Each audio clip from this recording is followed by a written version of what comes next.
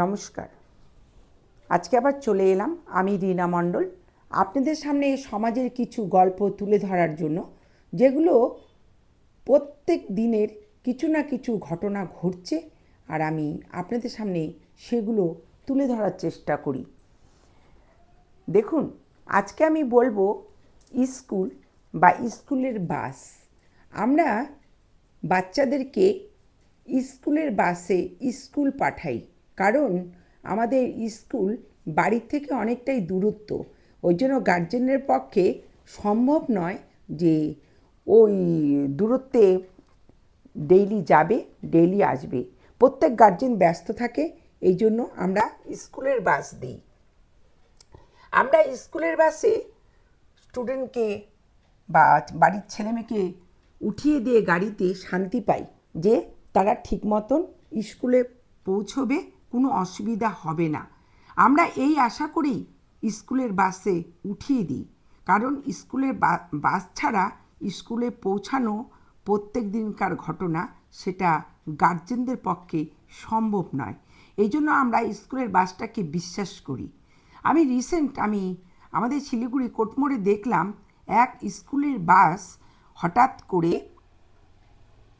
লোককে ধাক্কা দেয় এবং বাসটি ঠিক মতন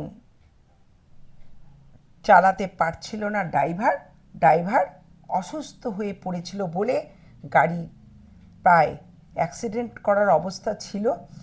মানুষ বেঁচে গেছে, কিছু হয়নি। পরে জানা গেছে ড্রাইভার হঠাৎ করে মাথা ঘুরে গেছে বা অসুস্থ হয়ে পড়েছিলেন বলেই তিনি ঠিক মতন গাড়ি চালাতে পারেননি।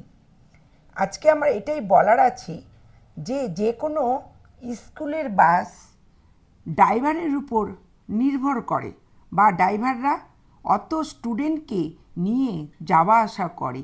প্রত্যেক স্টুডেন্ট, বড় স্টুডেন্টরাও 11, 12, 9, 10 যেটাই বলুন, আমরা স্কুলের বাসের উপর ভরসা করি।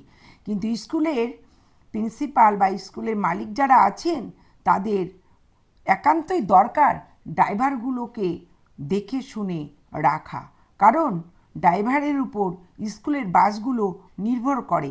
আর আমরা বাচ্চা সেই বাসেই পাঠাই। কিন্তু এই যে উপরে আমি আপনাদেরকে ফটোটা দিলাম, দেখবেন রিসেন্ট এই ঘটনা ঘটেছে। এরকম ঘটনা আরও ঘটতে পারে। এই জন্য স্কুলের মালিকের, টিচারদের বা হেড মাস্টার বা মিসেস যে আছেন, গাড়ির ড্রাইভারকে একটু আপনারা দেখে শুনে রাখুন। একটা বয়স চলে আসে, সেই ড্রাইভাররা ঠিক মতন গাড়ি চালাতে পারেন না, কারণ তাদের বয়স হয়ে যায়, তাদের নানা রকম অসুখ বিসুখ থাকে, তবু তারা পেটের দায়ে হয়তো কাজ করে। কিন্তু এখানে অনেক বাচ্চার ব্যাপার থাকে, অনেক বাচ্চা নিয়েই সেই বাস ড্রাইভার বাস নিয়ে চলছে। কিন্তু সেখানে আমাদের ড্রাইভারকে অবশ্যই চেক আপ করে জেনে শুনে তার বয়স কত, কোথায় বাড়ি, কী ব্যাপার, সব কিছু জেনেই তাকে বাস চালানো দেওয়া উচিত। কারণ অত বাচ্চা ওই গাড়িটির উপর নির্ভর করে চলে।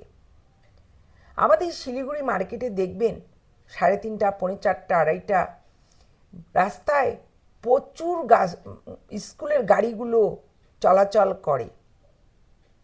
প্রচুর চলাচল করে। আর সেখানে অনেক স্টুডেন্ট দেখা যায় ভর্তি বাসে তারা নিয়ে যাচ্ছে। এই জন্য একান্ত অনুরোধ, স্কুলের মালিক যারা আছেন, প্রিন্সিপাল যারা আছেন, আপনারা বাসটাকে ঠিক রাখুন। বাস যেই গাড়িগুলো চলছে সেগুলির প্রতি নজর দেন, গাড়ি ডেইলি চেক আপ করুন এবং ড্রাইভারকে দেখে শুনে রাখুন, যাতে রাস্তায় কোনো অসুস্থ হয়ে